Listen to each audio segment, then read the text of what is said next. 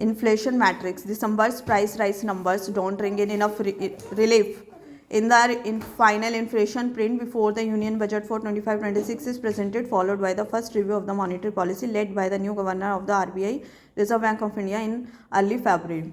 The price rise faced by Indian consumers is to 5.22% in December, although a 4-month low. This still marked only a mild decline from November's 5.5% upstick in the consumer price index CPI and was largely driven by a sequential easing in food prices.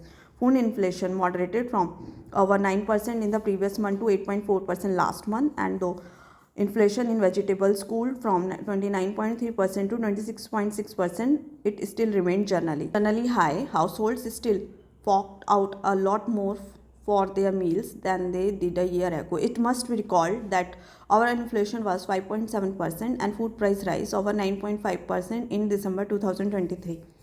While prices of some food items including vegetables are seen cooling further this month, those of a few critical ingredients have started spiking, including of edible oils that rose at a 33 months high pace of 14.6% in December. Eggs, meat and fruits also saw inflation accelerated last month along with the relatively humble potato up to 68.2%. Moreover, inflation in wholesale prices has gained pace, signaling that there is room for higher costs to be passed on to consumers for food items as well as manufactured products. The government and industry want the RBI to cut interest rates to reinvigorate consumption and fading growth impulses while looking through volatile food inflation, but even industry captains admit that just keeping food prices out of the interest rates and growth inflation balancing act will not suffice. Moreover, even if the weightage for the food in the CPI is reduced in line within the recent household consumption spending survey results, food price trend have a material impact on the spending propensity of households and their inflation expectations. Inflation may yet average 4.5% though through January to March as the RBI expects.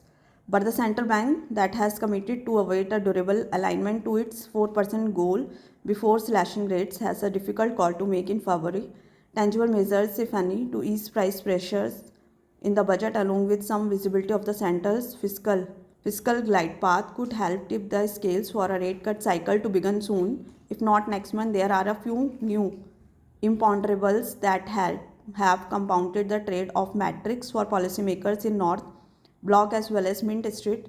The shift unraveling of the rupee vis-a-vis the dollar in recent weeks, which raises the risk of importing inflation among other collateral effects, especially as global oil prices have resurged to multi-month highs. A very nuanced approach is imperative to avoid missteps.